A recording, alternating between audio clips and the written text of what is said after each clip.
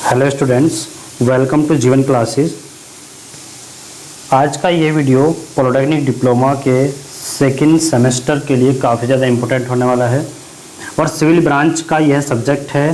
Subject का नाम है, आप देख लीजिएगा, basic of mechanical and electrical engineering, जिसको बोलते हैं BMNEE, यांत्रिक एवं विद्युत अभियांत्रिकी के मूल तत्व। तो हम बात करेंगे सभी इम्पोर्टेंट क्वेश्चन के और उसके साथ में उसके सॉल्यूशन भी होंगे। तो आपको सभी क्वेश्चंस ऐसे हम यहाँ पर प्रोवाइड करा रहे हैं जो कि आपको बुक या कुछ भी अलग से पढ़ने की ज़रूरत नहीं है। यहाँ पर आपको सभी इम्पोर्टेंट क्वेश्चन जो एग्जाम में आने वाले हैं सभी मिल जाएंगे। तो वीडियो को एक बार शेयर ज़रूर कर दीजिएगा और वीडियो को लाइक करके चलिए। सभी क्वेश्चंस ऐसे होंगे जो आपके इम्पोर्टेंट्स एग्ज़ाम में आने वाले हैं। देखिएगा, हमारे सामने हैं क्वेश्चन, विभिन्न पारंपरिक तथा गैर पारंपरिक ऊर्जा स्रोतों के नाम लिखिए। विभिन्न पारंपरिक तथा गैर पारंपरिक ऊर्जा स्रोतों के नाम लिखिए। शक्ति उत्पादन के लिए इनमें से किसी एक का वर्णन कीजिए। अब देखिए, हम यहाँ पर बात कर रहे हैं क्वेश्चन की कि विभिन्न पारंपरिक और गैर पारंपरिक ऊर्जा स्रोत के क्या नाम हैं, ये हमसे पूछा गया है। और शक्ति उत्पादन के लिए इनमें से किसी एक का वर्णन कीजिए, ये आपको यहाँ पर बताना है। चलिएगा, देखिए, हम सॉल्यूशन की बात करें तो विभिन्न पारंपरिक तथा गैर पारंपरिक ऊर्जा स्रोत जो हैं वो निम्नलिखित हैं। बात करते हैं एक एक की। देखिए, पहला है फॉसिल या जीवाश्म ईंधन या ऊष्मीय ऊर्जा स्रोत।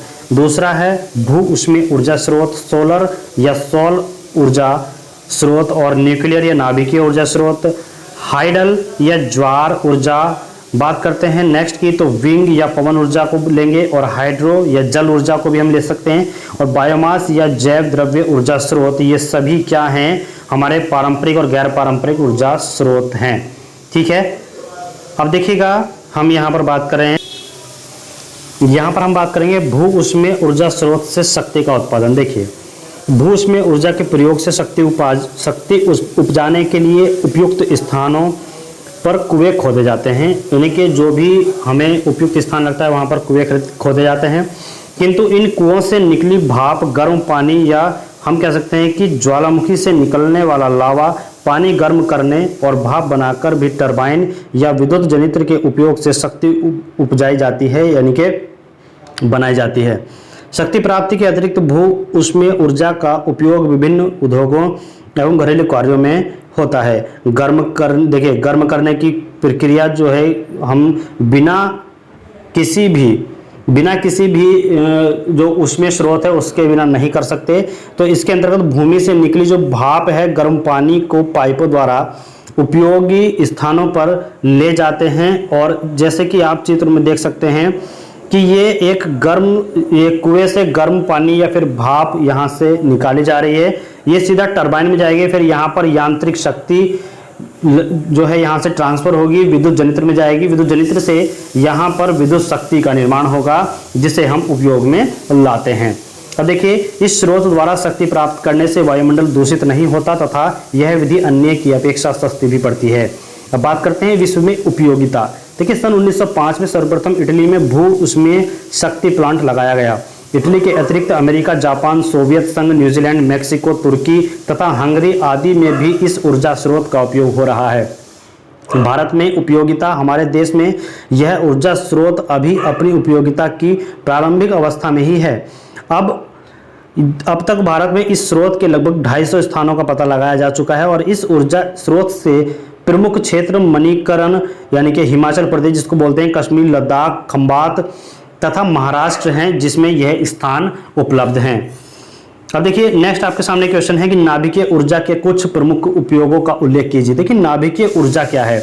न्यूक्लियर ऊर्जा का उपयोग निम्नलिखित कुछ क्षेत्रों में, प्रमुख क्षेत्रों में होता है जो आपके निम्नलिखित हैं। देखिए, औद्योगिक रूप में विद्युत शक्ति उपजाने के लिए, दवाओं तथा कृषि में, शांतिपूर्ण कार्यों में, न्यूक्लियर बम विस्फोट के रूप में जैसे बहुत बड़े तालाब तथा गड्ढे बनाना या ऊंचे टीले बनाना आदि।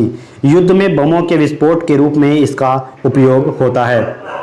नेक्स्ट हम बात करेंगे, इंपोर्टेंट क्वेश्चन है, सामान्यतः प्राप्त ऊर्जा स्रोत कौन कौन से हैं? सौर ऊर्जा के कुछ प्रमुख उपयोगों का उल्लेख कीजिए। तो यहां पर बात करें तो सामान्यतः प्राप्त ऊर्जा स्रोत निम्नलिखित है, कौन कौन से? फासिल या जीवाश्म ईंधन या उसमें ऊर्जा स्रोत भूस्तरीय, ये सभी हमने जो है यहाँ पर फर्स्ट क्वेश्चन में पढ़ लिए थे और इनके उपयोग भी हमने देख लिए थे। अब बात करते हैं शहरी क्षेत्र। देखिए शहरी क्षेत्र ठंडे स्थानों पर घरों, होटलों, अस्पतालों तथा फैक्ट्रियों आदि में भवनों को गर्म रखने के भी प्रबंध हैं और घरेलू एवं उद्योगों जो औद्योगिक इकाइयां हैं आदि, इनमें सोलर वाटर हीटर द्वारा गर्म पानी प्राप्त होता है। घरेलू कार्यों के लिए सोलर स्टोव और घरेलू कार्यों के लिए ऊपरी मंजिलों पर पानी पहुंचाने में सोलर पंप काम आते हैं। घरेलू सोलर रेफ्रिजरेटर भी और कागज, चाय, दूध आदि उद्योगों में सोलर कन्वेंशन ड्रायर होता है। दूरसंचार भी इसमें जो है शामिल है। देखिए ग्रामीण क्षेत्र में क्या है कि गांव में उपलब्ध वनस्पति तथा खाद्यान्न के संरक्षण के लिए कोल्ड स्टोरेज के लिए यहाँ पर ऊर्जा का उपयोग होता है। अनाज, लकड़ी तथा दूध आदि को सुखाने के लिए सोलर कन्वेंशन ड्रायर का यूज होता है। सोलर बैटरी द्वारा घरों में विद्युत प्राप्ति की जाती है। गांव में 20 से 500 किलोवाट के सोलर बिजली घर हैं। घरेलू आवश्यकताओं के लिए सोलर चूल्हे हैं और सिंचाई के लिए सोलर पंप। खारे जल को पीने योग्य बनाने के लिए सोलर ऊर्जा का उपयोग होता है और दूरदर्शन प्रसारण के लिए भी यानी कि टीवी देखने के लिए भी हम उसका उपयोग करते हैं। नेक्स्ट आपके सामने क्वेश्चन है, ऊष्मागतिकी निकाय यानी कि थर्मोडायनामिक सिस्टम को स्पष्ट कीजिए। देखिए ऊष्मागतिकी निकाय थर्मोडायनामिक सिस्टम क्या है? वह स्थान जहां हम किसी गैस या भाप की संतति यानी कि मास जिसे कहते हैं, ऊर्जा जिसको एनर्जी बोल रहे हैं, और अंतरण यानी कि ट्रांसफर का अध्ययन करते हैं। निकाय का आयतन परिवर्तनीय हो सकता है। देखिए जो ऊष्मागतिकी निकाय की गैस या फिर भाप का वास्तविक या फिर काल्पनिक जो कल्पित घेरा है उसकी सीमा यानी कि बाउंड्री कहलाता है और निकाय की सीमा यानी कि बाउंड्री स्थिर या फिर परिवर्तनशील हो सकती है। ठीक है, नेक्स्ट हम बात करते हैं ऊष्मागतिकी के निकाय कितने प्रकार के होते हैं समझाइए। जैसे ऊष्मागतिकी निकाय यानी कि थर्मोडायनामिक सिस्टम मुख्यतः 3 प्रकार के होते हैं। एक होता है बंद निकाय, खुला निकाय और विभिन्न निकाय, क्लोज सिस्टम, ओपन सिस्टम और आइसोलेटेड सिस्टम। तो यहां पर बात करें तो देखिए क्वेश्चन है हमारे पास ऊष्मागतिकी के बंद निकाय यानी कि क्लोज सिस्टम को समझाइएगा। बंद निकाय क्या होता है? Close system. बंद निकाय उसे कहते हैं जिसकी संगति यानी कि मास ऊष्मागतिकी प्रक्रम के पूर्व व बाद में स्थिर रहती है। इस निकाय के केवल ऊष्मा यानी कि हीट व ऊर्जा एनर्जी ही निकाय की सीमा पार कर सकती है, जैसे बैटरी, चाय की केतली इत्यादि। ठीक है, अब देखिएगा नेक्स्ट हमारे सामने क्वेश्चन आएगा कि ऊष्मागतिकी के खुले निकाय यानी कि ओपन सिस्टम को स्पष्ट कीजिए। आंसर हम लिखेंगे खुला निकाय यानी कि ओपन सिस्टम क्या होता है। इस निकाय में ऊष्मागतिकी के दौरान संगति यानी कि ऊष्मा व ऊर्जा, मास एंड हीट एनर्जी, ठीक है, मास, हीट एंड एनर्जी तीनों ही निकाय की सीमा पार कर सकते हैं और इस प्रकार के निकाय की जो संगति यानी कि मास स्थिर नहीं रहती, जैसे बॉयलर, टरबाइन, पंप, नोजल इत्यादि, ये सभी खुले निकाय में आते हैं। अब हम बात करें विभिन्न गैस ईंधनों के नाम लिखिए। विभिन्न गैस ईंधनों के नाम लिखिए और औसत संयंत्र की सहायता से धूम्रवाहिका गैसों की विश्लेषण विधि का वर्णन कीजिए। तो यहाँ पर है गैस ईंधन, देखिए कोल गैस है, जल गैस है, धमन या ब्लास्ट है, भट्टी गैस है, कोक ओवन गैस है, प्रोड्यूसर गैस है और एसिटिलीन आदि है। ठीक है, बात करते हैं फ्लू गैस यानी कि धूम्रवाहिका गैसों की विश्लेषण विधि। देखिए इस ऑरसेट उपकरण द्वारा बॉयलर की क्लय गैस के जो अवयव हैं उसका उनके आयतन के आधार पर उनको विश्लेषित किया जाता है, विश्लेषण उनका किया जाता है। इसमें ए, बी तथा सी 3 फ्लास्क हैं जिसमें क्रमशः CO2, O2 और CO शोषित यानी कि भरे हुए हैं और करने के लिए विभिन्न रासायनिक जो भरे होते हैं, जो विभिन्न रासायन भरे होते हैं जैसे CO2 और CO ये हमने बताए थे। ठीक है, CO2, CO और O2 ये सभी इसमें भरे हुए थे। तो इनको जो है मापन नली जो है, एक मापन नली D है जो नली पर अन्य फ्लास्क E से एक लंबी रबर ट्यूब द्वारा संबंधित है। देखिए फ्लास्क E में पानी भरा रहता है और E को ऊपर नीचे करने से D में भरी गैस दाब में परिवर्तन किया जाता है। ठीक है, क्लियर। अब देखिए बॉयलर की फ्लू गैस। बॉयलर की फ्लू गैस क्या है? देखिए 3 मार्गी वाल्व, ये एक 3 मार्गी वाल्व है जिसमें A, B, C ये सिलेंडर हैं और इनमें जो है CO, CO2 और O2 गैस भरी हुई है। ठीक है। यहाँ से ये एक डी जो है ये मापन नली लगी हुई है, जो ये है डी मापन नली है, और यहाँ से एक पाइप जो जा रहा है ये है ई, जिसमें पानी इतना हम यहाँ तक लेवल है ये भरा हुआ है। ठीक है, इस फिगर को आप देख लीजिएगा, ये है बॉयलर फ्लू गैस यहाँ से आ रही है और इस तरीके से इसको जो है हम यूज करते हैं। ठीक है, यह है ऑरसेट उपकरण। तो फ्लास्क ए में कॉस्टिक सोडे का घोल होता है जो CO2 को क्या करता है, शोषित करता है। यहां पर देखिएगा अग्र फ्लास्क है, यहां पर वाल्व है और ये खोखली कांच की नली इसमें लगी हुई है।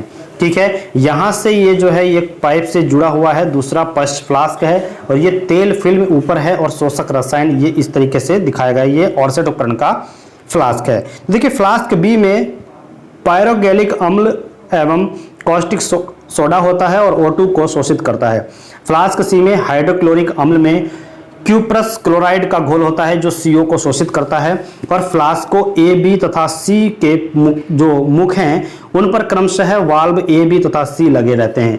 तो D एक 3 मार्गी यानी कि 3 वे वाल्व होता है जिसका एक मार्ग मापन नली D से संबंधित रहता है और दूसरा शेष 2 मार्गों द्वारा इसे या तो बॉयलर की फ्लू गैस या फिर वायुमंडल से संबंधित कर सकते हैं, ये आप देख सकते हैं। ठीक है, मापन नली जो डी है उसके अंदर समान तापमान बनाए रखने के लिए इस नली को घेरे हुए एक जल जैकेट का प्रबंध होता है और यह नली D 100 सेंटीमीटर क्यूब तक चिन्हित होती है। चित्र में जल जैकेट नहीं दिखाई गई है, तो इसके लिए आप जो है बुक से फिगर को देख सकते हैं। देखिएगा प्रयोग, अब अगर आप इतना फिगर भी बना पाएंगे जितना हमने यहाँ पर शो कराया है तो आपके फुल नंबर यहाँ पर आ जाएंगे। प्रयोग करने के लिए सर्वप्रथम सभी वाल्वों को बंद करके केवल वाल्व डी को वायुमंडल में खोलते हैं और अब फ्लास्क ई को ऊपर करते हैं जिससे इसका पानी नली डी में जाता है और इसमें भरी पूर्व गैस या फिर वायु को बाहर निकाल देते हैं। ठीक है, नेक्स्ट है श्यानता और ऑक्टेन अंक को समझाइए। देखिए श्यानता और ऑक्टेन अंक क्या है। श्यानता क्या है? श्यानता द्वारा किसी द्रव के गाढ़े या फिर पतलेपन की जानकारी होती है और द्रव प्रवाह के अंतर्गत उसके जो अणु हैं उसमें पारंपरिक घर्षण प्रवाह का विरोध करता है, इसे श्यानता कहते हैं। श्यानता को गतिक श्यानता भी कहते हैं और म्यू द्वारा प्रदर्शित करते हैं। इसकी इकाई न्यूटन से पर मीटर न्यूटन सेकंड पर मीटर स्क्वायर या फिर पास्कल से होती है, पास्कल सेकंड होती है। अधिकतर निरपेक्ष गतिक श्यानता का प्रयोग किया जाता है जो गतिक श्यानता तथा द्रव के घनत्व का अनुपात होती है तथा V द्वारा प्रदर्शित की जाती है और इसकी जो इकाई है वो मीटर स्क्वायर पर सेकंड होती है, इसको ध्यान रखिएगा। यहां पर बात करते हैं ऑक्टेन संख्या की। देखिए ऑक्टेन संख्या क्या है? पेट्रोल की गुणवत्ता व्यक्त करने वाला अंक ऑक्टेन संख्या कहलाता है और पेट्रोल जितना अधिक अच्छा होता है उसकी ऑक्टेन संख्या उतनी ही अधिक होती है। तो एन हेप्टेन तथा आइसो ऑक्टेन के उस मिश्रण में जिसका अपस्फोटन पेट्रोल के बराबर होता है, आइसो ऑक्टेन का प्रतिशत उस पेट्रोल की ऑक्टेन संख्या कहलाती है। बात करते हैं नेक्स्ट क्वेश्चन की। तो देखिए ईंधन के ऊष्मीयमान को संक्षेप में समझाइएगा या कार्बन और गंधक के दहन समीकरण की व्याख्या कीजिए, इसकी हम बात करेंगे। तो देखिए किसी ईंधन के ऊष्मीयमान से इस बात की जानकारी मिलती है कि उसे जल से कितनी जो ऊर्जा उपलब्ध होती है। तो बात करते हैं ठोस या द्रव ईंधन के लिए ऊष्मीयमान क्या होगा। तो इकाई संगति या फिर 1 किलोग्राम ठोस या द्रव ईंधन के पूर्व दहन से प्राप्त हुई ऊष्मा उसका ऊष्मीयमान कहलाता है। गैसीय ईंधन के लिए ऊष्मीयमान जो है जैसे कि मानक ताप तथा दाब पर 1 घन मीटर गैसीय ईंधन के पूर्व दहन से जितनी ऊष्मा प्राप्त होती है वह उस गैसीय ईंधन का ऊष्मीयमान कहलाता है।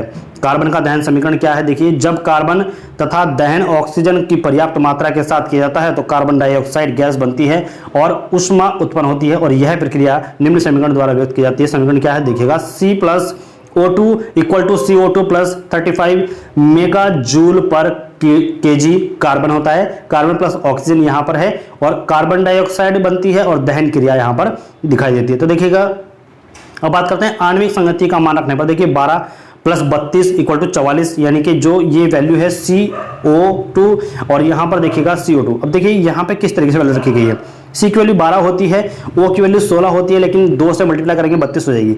यहाँ पर C की वैल्यू कितनी होती है? 12 और यहाँ की कितनी होती है? 12 हो गया C और ये हो गया हमारे पास 12 और प्लस में O कितना हो गया यानी कि 16 दूनी 32 तो 32 तो 12 और 32 कितना हो गया? 44 ये हो गया। तो 12/12 हो जाएगा यानी कि हम क्या करेंगे 12 से डिवाइड कर देंगे सभी को, तो हमारे पास जो इक्वेशन बनेगी क्या बनेगा? 1 किलोग्राम कार्बन 8/3 किलोग्राम ऑक्सीजन और 11/3 CO2 यहाँ पर इक्वेशन नंबर 1। अब क्या करते हैं, 1 किलोग्राम कार्बन 8/3 किलोग्राम ऑक्सीजन से मिलकर 11/3 किलोग्राम CO2 बनाता है, हम इस तरीके से कह सकते हैं। ठीक है, अब बात करते हैं गंधक का दहन समीकरण। तो गंधक को जब ऑक्सीजन के साथ जलाया जाता है तो सल्फर डाइऑक्साइड गैस उत्पन्न होती है। इस प्रक्रिया को निम्न समीकरण द्वारा दर्शाते हैं, S = O2, ठीक है, यानी कि ये S प्लस है, S + O2 = SO2 और 9.3 मेगा जूल किलोग्राम गंधक। गंधक प्लस ऑक्सीजन सल्फर डाइऑक्साइड और दहन ऊष्मा प्राप्त करता है। यहां से हो जाएगा तो S का 32 हो जाएगा, O2 का ये 32 हो जाएगा और SO2 का टोटल मिलाकर 64 हो जाएगा। तो हम कह सकते हैं कि किलोग्राम जो सल्फर है और 1 किलोग्राम ऑक्सीजन, तो 2 किलोग्राम जो है हमें SO2 प्राप्त होती है। इस सल्फर डाइऑक्साइड यानी कि ईंधन में गंधक की मात्रा प्राय बहुत कम होती है। गंधक का ऊष्मीय मान भी अन्य पदार्थों से कम होता है। बात करते हैं आघात प्रतिरोध क्या है, यानी कि नॉक रेजिस्टेंस और फ्लैश पॉइंट को परिभाषित कीजिए। तो बात करेंगे आघात प्रतिरोध की। तो ऐसे पदार्थ जिससे कि नॉकिंग कम या फिर समाप्त हो जाए, इन पदार्थों को एंटी नॉक एजेंट या फिर अभिघात रोधक तथा उनके इस गुण को नॉक रेजिस्टेंस, ये नॉक है, नॉक रेजिस्टेंस या आघात प्रतिरोध कहते हैं। ठीक है, इसका आप ध्यान रखिएगा।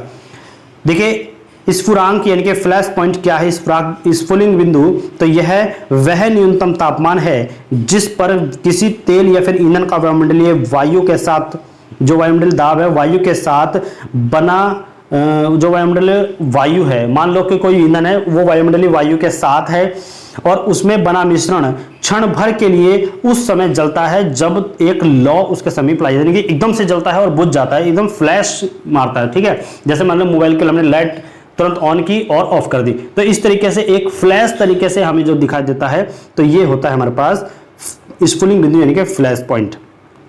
ठीक है, अब नेक्स्ट क्वेश्चन हमारे सामने है कि द्रव ईंधन से संबंधित निम्न को समझाइएगा। द्रव ईंधन से संबंधित निम्न को समझाइएगा। देखिए यह है लवांक, दूसरा है हिमांक। तो लवांक तथा हिमांक ये आता है, या लवांक अथवा ज्वाला बिंदु बोल सकते हैं, जिसको लवांक बोल सकते हैं या फिर ज्वाला बिंदु बोल सकते हैं, और हिमांक जो है ये आपको बताना है। क्या देखिएगा, लवांक या फिर ज्वाला बिंदु क्या होता है।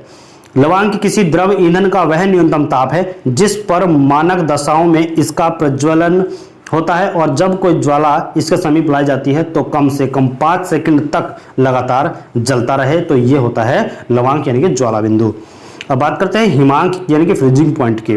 तो यह वह तापमान है जिस पर कोई द्रव ईंधन इतनी ठोस अवस्था धारण कर लेता है कि जब उसे एक परखनली में 45 डिग्री पर झुकाने से 45 डिग्री पर झुकाने से भी 1 मिनट तक भी इसकी सतह क्षैतिज नहीं होती, तो ये कहलाता है फ्रीजिंग पॉइंट, यानी कि हम कह सकते हैं इसको हिमांक। ठीक है, जिसको हम हिमांक कहते हैं। ठीक, बात करते हैं नेक्स्ट क्वेश्चन की, यानी कि अधिस्फोटन या फिर अपस्फोटन पदों को परिभाषित कीजिए। एक तो है अधिस्फोटन, दूसरा है अपस्फोटन। ठीक है, ये दोनों दो पद हैं, इनको हमें परिभाषित करना है। तो सबसे पहले बात करेंगे अधिस्फोटन की, यानी कि दहन के फलस्वरूप शीर्ष दाब उत्पन्न होने के बाद अगला दहन क्षेत्र है शेष बचे ईंधन का दहन होता है। इसमें फ्लेम की स्पीड कम हो जाती है क्योंकि बिना जले चार्ज का आयतन काफी बहुत ही ज़्यादा कम हो जाता है, काफ़ी नहीं बहुत ही ज़्यादा कम हो जाता है, क्योंकि बिना जले चार्ज का आयतन काफ़ी कम होने पर फ्लेम फ्रंट इस क्षेत्र में कम टर्बुलेंस के मिश्रण से टकराता है, तो उत्पन्न ध्वनि को अधिस्फोटन कहते हैं। अब बात करते हैं अपस्फोटन की। तो देखिएगा, नॉकिंग की अवस्था में दहन प्रारंभ होने के बाद ज्वाला अमुक दर से आगे चलती है, जिससे ईंधन का अति संपीड़ित जो अंतिम भाग है वो तीव्रता से एकदम दहित होता है, और इस एकदम दहन के फलस्वरूप एक शॉक वेव स्थापित होकर सिलेंडर से टकराती है और ध्वनि करती है, और इसे ही बोलते हैं हम अपस्फोटन। ठीक है, अब देखिए नेक्स्ट है हमारे पास एक्सिस एयर यानी कि अतिरिक्त वायु को समझाइए। एक्सिस एयर क्या है?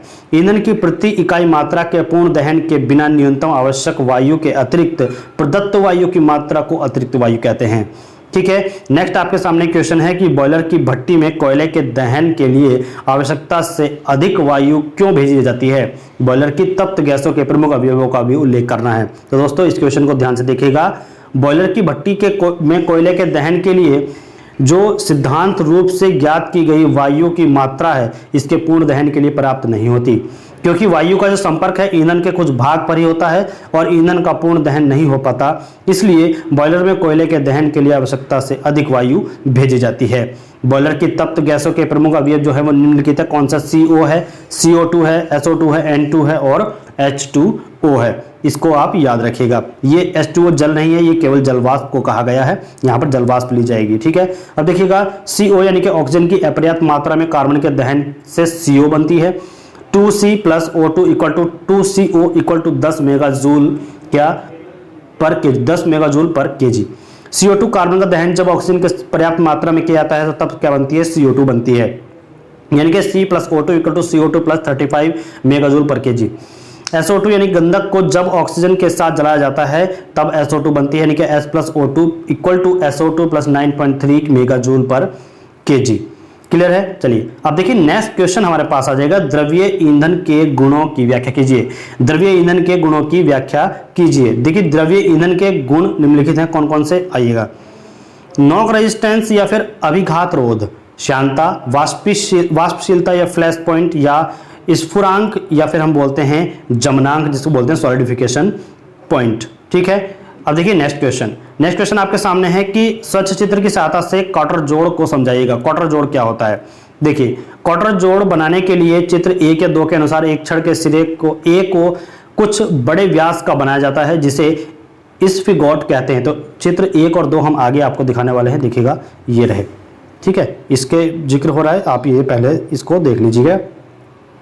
दूसरी छड़ के सिरे B के बीच में से खोखला परंतु जो स्फिगॉट है उससे बड़े व्यास का बनाया जाता है, इसे सॉकेट कहते हैं। तो सॉकेट के अंदर का व्यास इतना रखा जाता है कि उसमें स्फिगॉट घुमाया जा सके, अतः सॉकेट में जो स्फिगॉट है उसको घुमाकर दोनों में से होता हुआ लंबाई के लंबरूप तथा क्वार्टर के समरूप एक छिद्र बनाया जाता है और इस छेद में क्वार्टर घुसा देने से जोड़ प्राप्त हो जाता है जिसे हम क्वार्टर जोड़ कहते हैं। ये आपके सामने है, देखिएगा ये है क्वार्टर जोड़, ठीक है। यहाँ पर ये क्वार्टर है, ये स्फिगॉट है और ये है हमारे पास सॉकेट, ये इसके अंदर है और यहाँ पर जो है ये क्वार्टर लगा हुआ है, ठीक है। ये आप देख सकते हैं क्वार्टर जोड़ का सेक्शन जो हम यहाँ पर आपको दिखा रहे हैं। ये स्फिगॉट का कॉलर है, ये स्फिगॉट लगा हुआ है यहाँ पर, ये देखिएगा, और ये है हमारे पास, इसको क्वार्टर बोलेंगे। ये एक छड़ है, ये सॉकेट लगा हुआ है इस पर, और ये जो छड़ है ये इसमें जो है अंदर को फंसी हुई है, ठीक है। चलिए ठीक, क्रैंक के प्रकार्यों का उल्लेख कीजिए।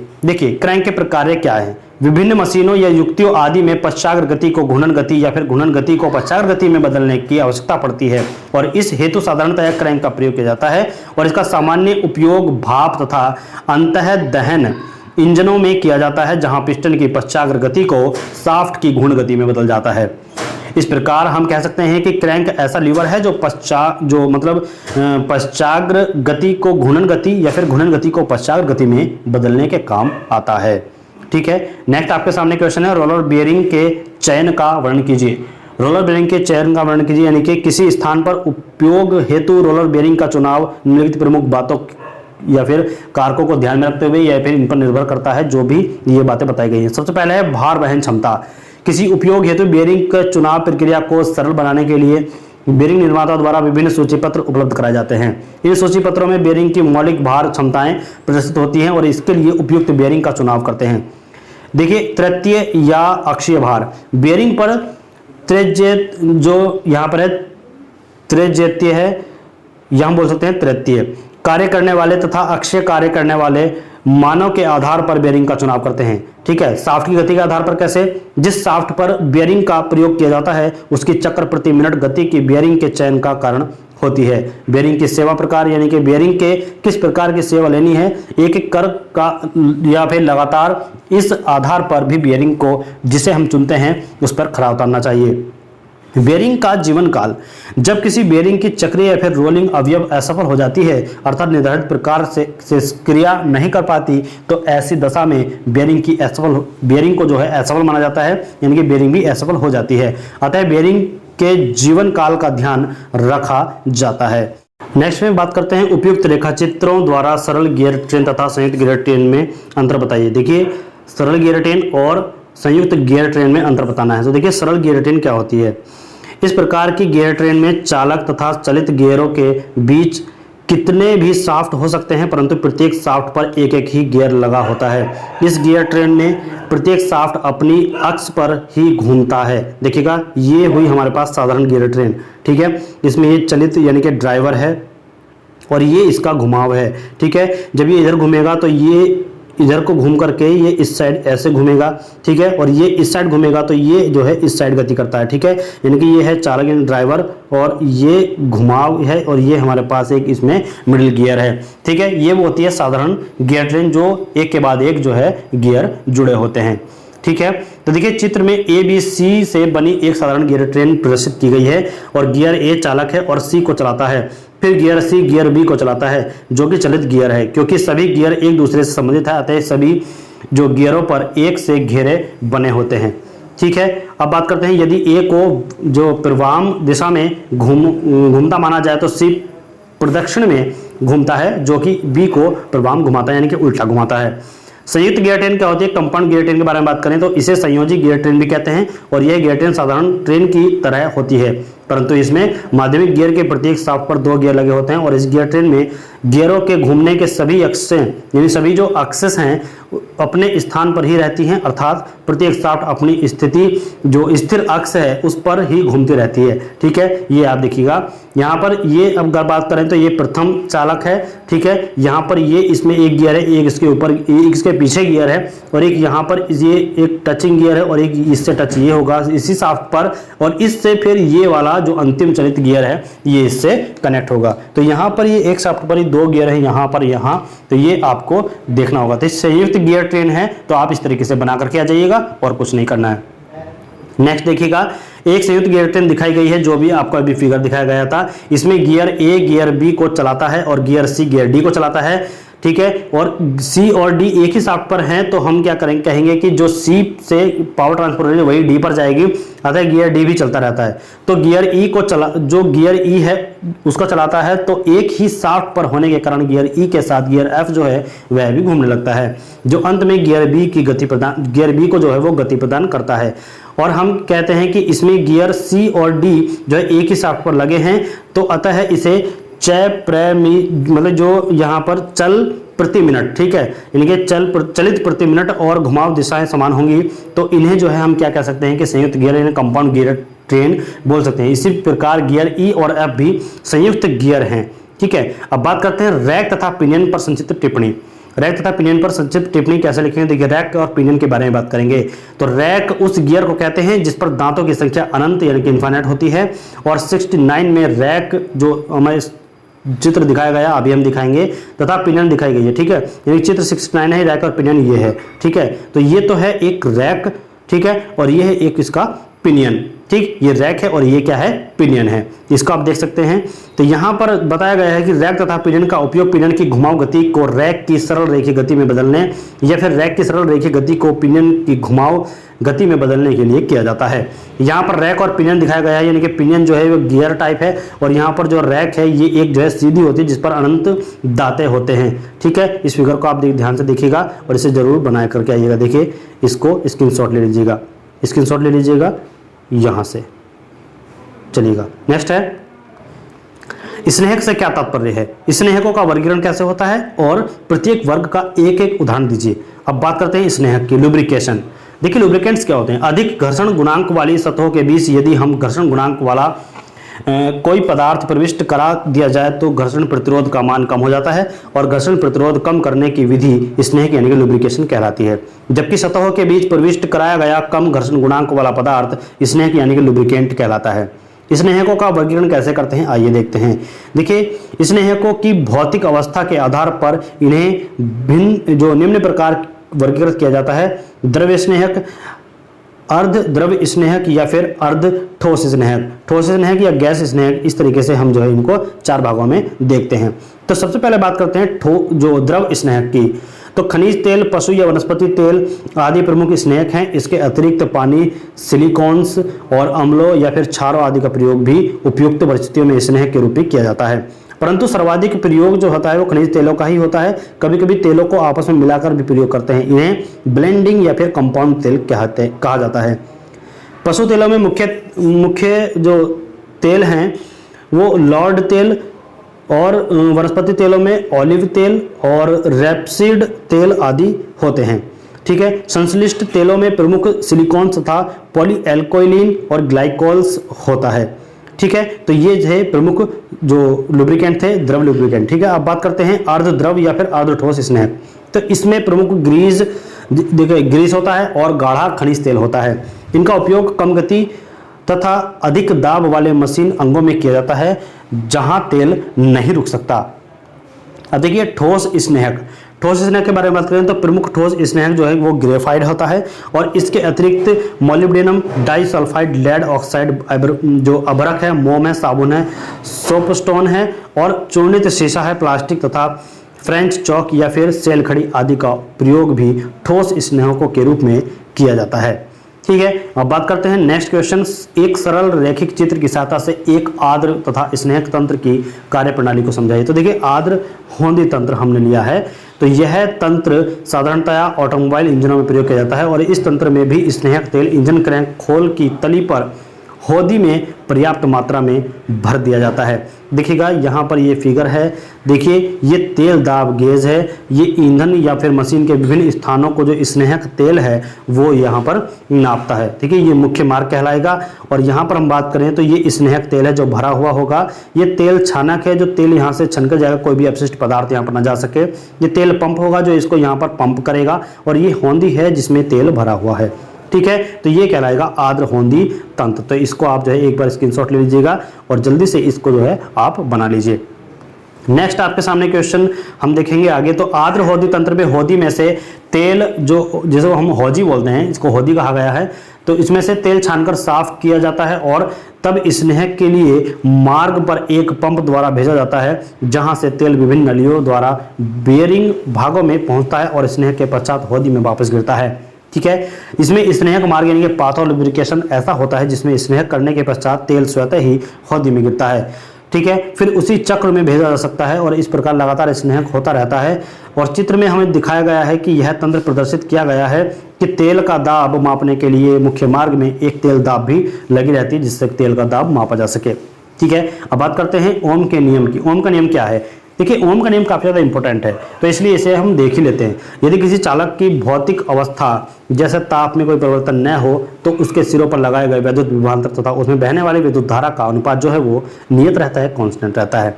ठीक है, चलिए अब बात करते हैं किरचॉफ के प्रथम नियम का कथन लिखिए। किरचॉफ के प्रथम नियम, तो विद्युत परिपथ में किसी संधि की ओर प्रवाहित होने वाली धाराओं का योग संधि के बाहर प्रवाहित होने वाली धाराओं के योग के बराबर होता है। ये किरचॉफ का नियम था। किरचॉफ के दूसरे नियम का कथन हम देखते हैं। देखिए, किसी बंद परिपथ में कार्य करने वाली सभी विभवांतरों का बीजीय योग शून्य होता है। ये किरचॉफ का दूसरा नियम बताता है। अब देखिए नेक्स्ट क्वेश्चन की बात करते हैं कि विद्युत धारा का सूत्र एवं मात्रक लिखिए। विद्युत धारा का सूत्र क्या होता है? I = Q/T, यानी कि विद्युत धारा = आवेश अपॉन समय। मात्रक की बात करें तो कूलम पर सेकंड एम्पियर हो जाएगा। कूलम पर सेकंड बोल दो या फिर एम्पियर हम बोल सकते हैं, एम्पियर को ही हम कूलम पर सेकंड बोलते हैं। नेक्स्ट हम क्वेश्चन की बात करेंगे, ओम के नियम को समझाइए। यहाँ पर ओम के नियम को पूरा विवरण सहित समझाना है। तो यहाँ पर देखिएगा ओम का नियम क्या होता है। इस नियम के अनुसार यदि किसी चालक की भौतिक अवस्था जैसे ताप की कोई परिवर्तन न हो तो उसके सिरों पर लगाए गए विद्युत विभवांतर तथा उसमें बहने वाली विद्युत धारा का अनुपात जो है वो कैसा होता है? कांस्टेंट रहता है, नियत रहता है। अतः यदि चालक के सिरों पर लगा विद्युत विभवांतर V हो और उसमें बहने वाली धारा I हो तो ओम के नियम के अनुसार V/I = नियतांक कहलाएगा। परिभाषा के अनुसार V/I चालक का विद्युत प्रतिरोध R है और V/I = R जो है एक कांस्टेंट रहेगा, नियतांक रहेगा।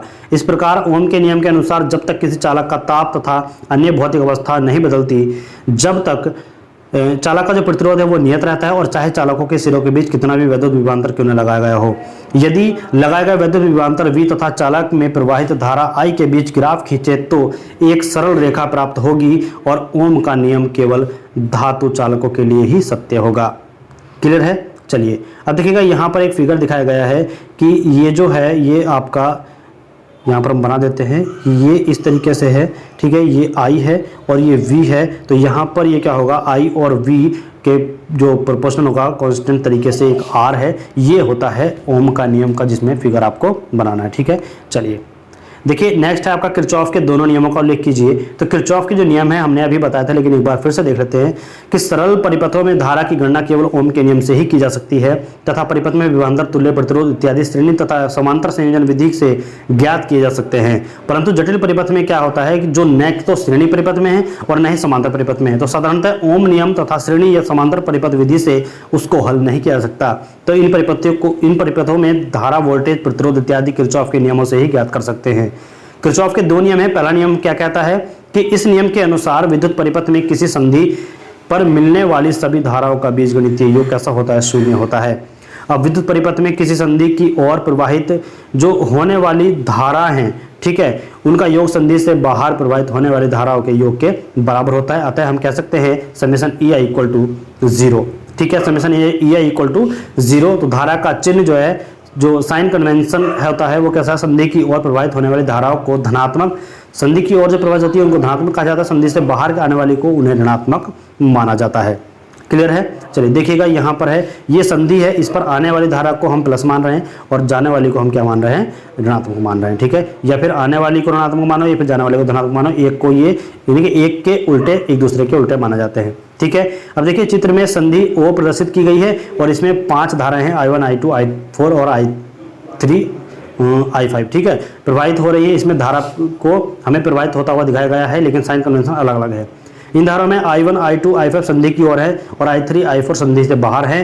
तो O पर किरचॉफ के धारा का नियम लगाएंगे, यानी कि समेशन I इक्वल टू 0। तो हम लगाएंगे यहाँ पर I1 plus I2 minus I3 minus I4 minus I5 equal to plus I5 equal to 0। तो I1 plus I2 plus I5 equal to I3 plus I4। तो किरचॉफ का प्रथम नियम जो है वो धारा का नियम है और आवेश संरक्षण पर आधारित है, अर्थात आवेश न हो तो आवेश न तो उत्पन्न किया जा सकता है और न ही इसे नष्ट किया जा सकता है। तो इसे केवल एक स्थान से दूसरे स्थान पर चलाया जा सकता है। किरचॉफ का दूसरा नियम क्या कहता है? देखिएगा यहाँ पर, यह नियम ऊर्जा संरक्षण पर आधारित है, अर्थात ऊर्जा न तो उत्पन्न की जा सकती है और न ही नष्ट की जा सकती है, इसे केवल एक रूप से दूसरे रूप में परिवर्तित किया जा सकता है। यह नियम इस प्रकार है, कैसे हम देख सकते हैं कि ये एक सर्किट दिया हुआ है, यहाँ पर जो है इस तरीके से ये आई है और यहाँ पर हम देख रहे हैं कि ये जो बैटरी है इसका जो ये हम कह सकते हैं कि इलेक्ट्रोमोटिव फोर्स।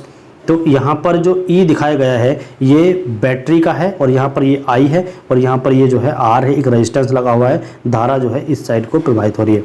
ठीक है, तो किसी बंद परिपथ यानी क्लोज सर्किट में कार्य करने वाले सभी विभवांतरों का बीजीय योग शून्य होता है। ठीक है, या फिर हम कह सकते हैं किसी बंद परिपथ में प्रवाहित होने वाले धारा एवं परिपथ में प्रयुक्त प्रतिरोधों के गुणनफल का बीजीय योग परिपथ में लगाए गए विद्युत वाहक बल के बराबर होता है। ठीक है, बात करते हैं नेक्स्ट क्वेश्चन की। थेवेनिन प्रमेय का परिचय देते हुए परिभाषित कीजिए थेवेनिन तुल्यांक जो परिपथ को हल करने के लिए नियम का उल्लेख कीजिए। थेवेनिन प्रमेय क्या होती है, सबसे पहले इसको जानते हैं। देखिए इंट्रोडक्शन पढ़ते हैं। तो इस प्रमेय में प्रतिरोध एवं वोल्टेज एक श्रेणी में होता है और जिससे दोनों सिरों के पार्श्व संयोजित भार में धारा का मान आसानी से ज्ञात किया जाता है।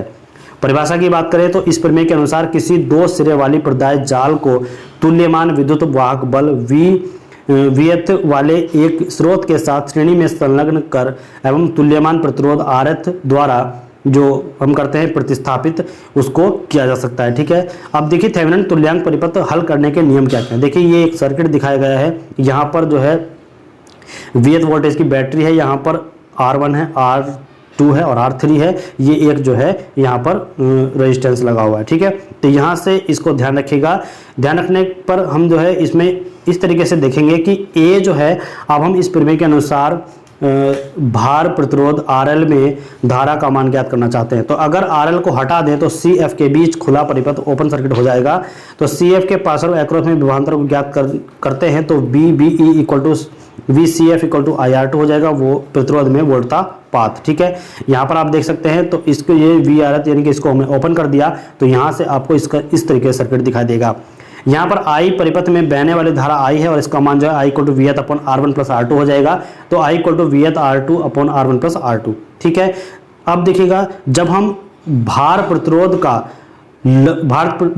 को लागू करते हैं तो थेवेनिन जो प्रतिरोध है थेवेनिन रेजिस्टेंस है RF उसको हल करते हैं और CF के पार्श्व तुल्यवान प्रतिरोध लगाते हैं। देखिए तुल्यवान प्रतिरोध के RF equal to R1 into R2 upon R1 plus R2 और इस जगह प्लस में R3। तो सर्किट आप देख रहे हैं कि RF ये हो गया और RL बचा है केवल, तो इसको हम जो है आगे सॉल्व करेंगे। देखिए जब हम टर्मिनल CF को पुनः जोड़ते हैं तो वहां पर एक धारा प्रवाहित होती है, उसे लोड धारा IL कहते हैं। तो IL equal to VH upon RTH और प्लस में RL, तो VH थेवेनिन वोल्टता हो गया और RTH थेवेनिन प्रतिरोध और RL हो गया लोड प्रतिरोध। तो लोड धारा जो होगी वो होगी IL। ठीक है, अब देखिए नेक्स्ट में एक क्वेश्चन है, बड़ा ही दमदार क्वेश्चन है। देखिए निम्नलिखित का संक्षिप्त टिप्पणी लिखिए। निम्नलिखित पर संक्षिप्त टिप्पणी लिखिए, कौन कौन से हैं। देखिए पहला टॉपिक है आदर्श स्थिर धारा स्रोत, दूसरा है आदर्श स्थिर वोल्टेज स्रोत। तो धारा स्रोत और वोल्टेज स्रोत को देखते हैं। देखिए आदर्श स्थिर धारा स्रोत क्या है, यह विद्युत वाहक बल स्रोत जनित्र बैटरी आदि जिसका आंतरिक प्रतिरोध R बहुत अधिक हो, लोड से तुलना में अधिक होता है। ठीक है, स्थिर धारा स्रोत कहलाता है और इस प्रकार के परिपथ में लोड प्रतिरोधक के मान में वृद्धि या फिर कमी होने पर भी परिपथ धारा अर्थात लोड धारा का मान लगभग अपरिवर्तित रहता है। आदर्श स्थिर वोल्टेज स्रोत जो होता है वो क्या होता है, देखिएगा जिस विद्युत वाहक बल स्रोत जनित्र बैटरी आदि का आंतरिक प्रतिरोध शून्य अथवा नगण्य हो वह आदर्श स्थिर वोल्टेज स्रोत कहलाता है। आदर्श स्थिर वोल्टेज स्रोत के परिपथ में से प्रवाहित होने वाली निर्गत धारा का मान जो है वो स्थिर रहता है, चाहे लोड धारा का मान घटता बढ़ता रहे। चित्र में दर्शाए गए परिपथ में विद्युत वाहक बल स्रोत का प्रतिरोध नगण्य होने पर V equal to V naught लगभग होता है और लोड धारा जो है IL के घटने बढ़ने का आउटपुट वोल्टेज V पर प्रभाव कोई भी नहीं पड़ता है। ठीक है, आप देख सकते हैं इस तरीके से ये जो है इस पर जो है रेजिस्टेंस का कोई भी ऐसे प्रभाव नहीं पड़ता, ये इसको ओपन कर सकते हैं। ठीक है, चलिए अब बात करते हैं चुंबकीय एवं विद्युत परिपथों की परस्पर तुलना करना कैसे हम करते हैं। अब देखिएगा एक तो है चुंबकीय परिपथ, दूसरा है विद्युत परिपथ। तो चुंबकीय परिपथ में क्या है, सबसे पहले फ्लक्स। देखिए फ्लक्स यानी चुंबक वाहक बल MMF अपॉन प्रतिष्ठम्भ। ठीक है, धारा विद्युत वाहक बल अपॉन में प्रतिरोध। तो चुंबकीय वाहक बल की इकाई एम्पियर वर्तन है, यहाँ पर विद्युत वाहक बल की इकाई वोल्ट है। ठीक है, अब देखिएगा फ्लक्स की इकाई वेबर है और धारा की इकाई यहाँ पर क्या है, एम्पियर है। फ्लक्स घनत्व B को वेबर प्रति वर्ग मीटर में नापा जाता है, किसमें, चुंबकीय परिपथ में। विद्युत परिपथ में क्या होता है, धारा घनत्व को एम्पियर प्रति वर्ग मीटर में नापा जाता है। प्रतिष्ठम्भ की इकाई प्रति हेनरी है। प्रतिष्ठम्भ 1/A mu naught mu R AT upon WB का प्रति या फिर हम बोल सकते हैं प्रति हेनरी। ठीक है, प्रतिरोध की इकाई ओम है और R इक्वल टू यहाँ पर हम लिख सकते हैं 1/A सिग्मा ओम। चालकता कंडक्टिविटी 1/R है, इसमें चुंबकशीलता या बोल सकते हैं कि 1 प्रतिष्ठम्भ है। ठीक है, अब आगे बात करें तो चुंबकीय परिपथ में विशिष्ट प्रतिष्ठम्भ क्या है, 1 प्रतिष्ठम्भ और यहाँ पर है विद्युत परिपथ में विशिष्ट चालकता 1 विशिष्ट प्रतिरोध। चुंबकीय परिपथ में विशिष्ट प्रतिष्ठम्भ होता है और विद्युत परिपथ में विशिष्ट प्रतिरोध होता है, इसको ध्यान रखिएगा। ठीक है, चलिए बात करते हैं नेक्स्ट क्वेश्चन के बारे में। तो फैराडे के विद्युत चुंबकीय प्रेरण संबंधी नियम का उल्लेख करना है और फैराडे के नियमों का महत्व समझाइए, ये आपको यहाँ पर क्वेश्चन दिया हुआ है। तो फैराडे के विद्युत चुंबकीय प्रेरण संबंधी नियम क्या क्या है आइए देखते हैं। देखिए 1831 में सुप्रसिद्ध वैज्ञानिक माइकल फैराडे ने विद्युत चुंबकीय प्रेरण संबंधी 2 नियमों का प्रतिपादन किया जो बाद में उन्हीं के नाम पर फैराडे के नियम कहलाए। ये दोनों नियम निम्नलिखित हैं। कौन कौन से, प्रथम नियम है जब किसी कुंडली यानी कि परिपथ से ग्रंथित चुंबकीय फ्लक्स परिवर्तन होते हैं तो उनमें विद्युत वाहक बल EMF प्रेरित होता है। अथवा हम कह सकते हैं कि जब कोई चालक संवाहक चुंबकीय फ्लक्स काटता है तो उसमें विद्युत वाहक बल यानी कि EMF प्रेरित होता है और जिसे मात्रक संकेताक्षर से व्यक्त करते हैं। द्वितीय नियम क्या है, देखिए प्रेरित विद्युत वाहक बल का परिमाण कुंडली परिपथ के ग्रंथित फ्लक्स N फाई के परिवर्तन की दर के समानुपाती होता है। अर्थात हम कह सकते हैं कि E समानुपाती d/dt N फाई। प्रेरित विद्युत वाहक बल का परिमाण कुंडली के वर्तों की संख्या तथा कुंडली के ग्रंथित चुंबकीय फ्लक्स परिवर्तन दर के गुणनफल के समानुपाती होता है। अर्थात प्रेरित विद्युत वाहक बल E समानुपाती N d/dt जबकि N कुंडली के वर्तों की संख्या है और d/dt चुंबकीय फ्लक्स के परिवर्तन की दर है। ठीक है, तो d/dt N फाई ग्रंथित फ्लक्स के परिवर्तन की दर परिवर्तनीय राशि कहलाती है। फैराडे के नियमों का महत्व क्या क्या है देखिएगा। फैराडे द्वारा प्रतिपादित विद्युत चुम्बकीकरण के नियमों के अनुसार डीसी जनरेटर, एसी जनरेटर तथा ट्रांसफार्मर कार्य करते हैं और फैराडे के नियम बैटरी तथा विद्युत ताप युग्म को छोड़कर सभी विद्युत जलन के स्रोतों पर लागू होते हैं। ठीक है, अब बात करते हैं स्वयं प्रेरकत्व को परिभाषित कीजिए, इसके महत्व एवं अनुप्रयोगों को समझाइए। देखिएगा यहाँ पर स्वयं प्रेरकत्व के बारे में, कुंडली का वह विद्युत गुण जो कुंडली में विद्युत धारा में परिवर्तन का विरोध करता है, अर्थात कुंडली में प्राथमिक स्थिति को बनाए रखने का प्रयास करता है, स्वयं प्रेरकत्व अथवा स्वयं प्रेरण गुणांक कहलाता है। इसका एक अन्य नाम विद्युत जड़त्व भी है, जिसे हम एल संकेताक्षर से व्यक्त करते हैं तथा इसकी मात्रा हेनरी कहलाती है। कुंडली का वह विद्युत गुण जो कुंडली में धारा वृद्धि तथा धारा क्षय दोनों ही का विरोध करता है, वो स्वयं प्रेरकत्व कहलाता है। देखिए स्वयं प्रेरकत्व का महत्व क्या है। स्वयं प्रेरकत्व के कारण कुंडली में प्रत्यावर्तित धारा का मान कम हो जाता है और परिणाम स्वरूप कुंडली का सुरक्षा गुणांक बढ़ जाता है और कुंडली में प्रयुक्त विद्युत रोधन पर जो पदार्थ है उसका जीवन काल टिकाऊपन बढ़ जाता है। ठीक है, अब बात करते हैं स्वयं प्रेरकत्व के अनुप्रयोग के बारे में। देखिए कुंडली को जो कुंडली है प्रणालिका है, ठीक है, टेरॉइड और चौक परिणामित्र जिसको ट्रांसफार्मर बोलते हैं कुंडलन, और विद्युत यंत्रों की आर्मेचर कुंडलन और यहाँ पर इत्यादि जो भी हैं वे इसके अनुप्रयोग यानी कि जिसमें ये उपयोग किया जाता है। ठीक है, चलिए अब देखिए नेक्स्ट बात करते हैं सेल क्या है। सेल क्या है और इसका वर्गीकरण कीजिए, प्राथमिक एवं द्वितीयक सेल को समझाइए। देखिए सेल क्या है, ये विद्युत वाहक बल है, ईएमएफ है, इसके एक रासायनिक स्रोत है जो रासायनिक ऊर्जा को दिष्ट धारा की विद्युत ऊर्जा में परिवर्तित करता है। सेलों का वर्गीकरण कीजिएगा। देखिए सेलों का वर्गीकरण निम्न प्रकार से किया जा सकता है। कैसे? सेल्स, प्राथमिक सेल्स और द्वितीयक सेल। प्राथमिक सेल कौन कौन से हैं? लैक्लांसे सेल है, ठीक है, फ्यूलर और बेंचोमेट सेल है, और ये डैनियल ग्रेविटी सेल है, मर्करी सेल, ऑलराइट सेल, ग्रेविटी और बंसन और एडिसन सेल। ठीक है, द्वितीयक में क्या आता है? एकेडिक स्टोरेज सेल, जो एग्जाम्पल है पीएच H2SO4 एकेडमिक एसिड। ठीक है, lead sulphuric acid storage cell होता है, एल्कलाइन स्टोरेज सेल होते हैं। ठीक है, और यहाँ पर जो डैनियल ग्रेविटी सेल होते हैं जो यहाँ पर आपको दिखाए गए हैं। ठीक है, इसके बारे में देखिए प्राथमिक सेल। देखिए वह सेल जिसे पुनः आवेशित नहीं किया जा सकता, अर्थात जिसे रासायनिक क्रिया उत्क्रमणीय नहीं होती, प्राइमरी सेल कहलाता है। जैसे Leclanche cell, Edison cell, Bunsen cell, Daniell cell, gravity cell आदि तथा समस्त ड्राई सेल, ये सभी प्राइमरी सेल हैं। द्वितीयक सेल में बात करें तो यह वह सेल है जिन्हें पुनः आवेशित किया जा सकता है, अर्थात जिनमें रासायनिक क्रिया उत्क्रमणीय होती है और द्वितीयक सेल कहलाता है। सीसा अम्ल बैटरी के अनुप्रयोगों का उल्लेख। सीसा अम्ल बैटरी के अनुप्रयोग का उल्लेख देखिएगा। सीसा अम्ल बैटरी के अनुप्रयोग निम्नवत हैं। रेलवे बोगियों में लाइट एंड फैन के लिए होता है यूज इनका, और उच्च वोल्टेज स्विच गियर के स्वयं प्रचालन के लिए इसका यूज होता है।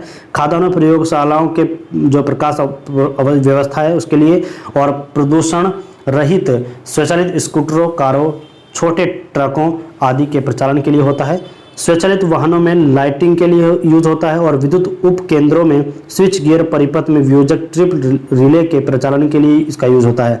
आपातकालीन प्रकाश व्यवस्था हेतु इन्वर्टर में विद्युत लेपन में छोटे स्तर पर, दूरभाष केंद्रों में दूरभाष लाइनों को उत्तेजित करने के लिए, और स्वचालित वाहनों में स्वतः प्रारंभन के लिए इसका प्रयोग होता है। ठीक है, चलिए नेक्स्ट हम बात करते हैं बैटरी के रूप में सेलों के निम्नलिखित संयोजन को समझाइएगा। पहला है श्रेणी संयोजन, दूसरा है समांतर संयोजन। श्रेणी संयोजन के बारे में बात करें तो अधिक विद्युत वाहक बल प्राप्त करने के लिए सेलों को श्रेणी क्रम में संयोजित किया जाता है, और इस संयोजन में एक सेल का ऋण सिरा दूसरे सेल के धन सिरे से और दूसरे सेल का ऋण सिरा तीसरे सेल के धन सिरे से संयोजित किया जाता है।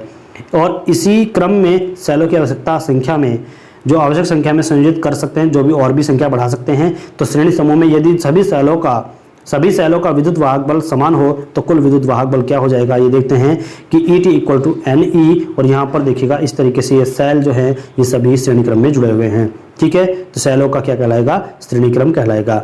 कुल आंतरिक प्रतिरोध यानी कि RT = NR, तो कुल परिपथ विद्युत धारा जो होगी I = NE/NR + R होगी। समांतर संयोजन की बात करें तो अधिक मान की विद्युत धारा अथवा अधिक समय तक विद्युत धारा प्राप्त करने के लिए सेलों को समानांतर क्रम में संयोजित किया जाता है, और इस संयोजन में सभी सेलों के धन सिरे एक बिंदु पर तथा ऋण सिरे दूसरे बिंदु पर संयोजित किए जाते हैं। और समानांतर समूह में यदि सभी सेलों का विद्युत वाहक बल एक समान होता हो तो कुछ जो मतलब कुल विद्युत वाहक बल हैं वो हम इस तरीके से लिखेंगे कि ये हो गए समांतर क्रम में लगे हुए सेल हैं और सभी का विद्युत वाहक बल समान हो तो कुल आंतरिक प्रतिरोध क्या हो जाएगा, RT इक्वल टू R/N और ET इक्वल टू E हो जाएगा इसका कुल जो विद्युत वाहक बल है। ठीक है, तो यहाँ पर हम बात करें कुल परिपथ धारा की तो I equal to E/R/N plus R की, तो I इक्वल टू NE और R plus N into R के जो फॉर्मूले हैं ये आप देख सकते हैं, जिसमें ET कुल विद्युत वाहक बल है और E क्या है, एक सेल का विद्युत वाहक बल वोल्ट में और N सेलों की संख्या है, R जो है एक सेल का आंतरिक प्रतिरोध है ओम में और RT क्या है, कुल आंतरिक प्रतिरोध है। ठीक है, क्या है, कुल आंतरिक प्रतिरोध और I कुल परिपथ विद्युत धारा एम्पियर में है और लोड प्रतिरोध यानी कि R जो है वो ओम में है। ठीक है, याद रखिएगा इनको। नेक्स्ट है प्रतिवर्ती राशि से आप क्या समझते हैं और AC और DC के बीच अंतर स्पष्ट कीजिए। तो AC और DC के बीच अंतर स्पष्ट करता है तो सबसे पहले प्रतिवर्ती राशि अल्टरनेटिंग क्वांटिटीज क्या होती है, वह राशि जिसका परिमाण तथा दिशा एक निश्चित समय प्रांत परिवर्तित होते रहते हैं प्रत्यावर्ती राशि कहलाती है, यानी कि परिवर्तित होते रहते हैं। ठीक है, उनको प्रत्यावर्ती राशि कहते हैं। विद्युत प्रत्यावर्ती राशि निम्न दो प्रकार की होती है, एक तो वोल्टता प्रत्यावर्ती राशि, दूसरा धारा प्रत्यावर्ती राशि। तो इन दोनों प्रत्यावर्ती राशियों को सूत्र के रूप में निम्नवत प्रदर्शित किया जा सकता है। जैसे वोल्टता तो V small v equal to V maximum sine theta, ये हम कह सकते हैं ओमेगा टी, ये फॉर्मूला है। धारा I equal to I max sine theta equal to omega T यानी कि एम्पियर में, इसको हम कह सकते हैं। ठीक है, चलिएगा अब देखिए तालिका है प्रत्यावर्ती धारा और दिष्ट धारा के, यानी कि जो हमें इसमें अंतर बताना था। तो तुलनात्मक घटक की बात करेंगे, पहला कॉलम में, दूसरा कॉलम हो जाएगा प्रत्यावर्ती धारा का, तीसरा कॉलम हो जाएगा दिष्ट धारा का। तो परिभाषा है, देखिए प्रत्यावर्ती धारा की परिभाषा है, यह एक परिवर्तनीय परिमाण की परिवर्तनीय दिशा वाली धारा कहलाएगी और यह एक स्थिर परिमाण की अपरिवर्तनीय दिशा वाली धारा कहलाएगी जो दिष्ट धारा है। परिमाण की बात करें तो परिवर्तनीय होता है और दिष्ट धारा में स्थिर होता है। दिशा एक दिशिक होते हैं लेकिन दिष्ट धारा एक दिशिक होती है और ये एक दिशिक होती है, यानी कि एक दिशा में नहीं चलती, प्रत्यावर्ती धारा बदलती रहती है। रूप के बारे में बात करें तो ये तरंग रूप होता है और ये जो है दिष्ट धारा ऋजुरेखीय रूप होता है। देखिए जनन स्रोत के बारे में बात करें तो AC जनरेटर, इन्वर्टर आदि और इसमें DC जनरेटर जो कन्वर्टर, बैटरी, रेक्टिफायर आदि है।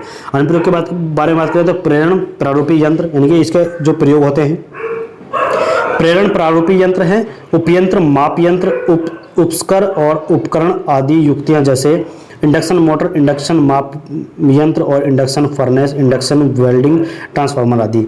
दिष्ट धारा प्रारूपी यंत्र, उपयंत्र, माप यंत्र, उपस्कर और उपकरण आदि युक्तियां जैसे DC मोटर, इलेक्ट्रोमैग्नेट और electrochemical process, battery charging, electronic circuit आदि ये होते हैं। ठीक है, अब बात करते हैं निम्नलिखित पदों को परिभाषित कीजिए कौन कौन से। एक तो होता है औसत मान, वर्ग माध्य मूल मान और एक होता है रूप गुणांक।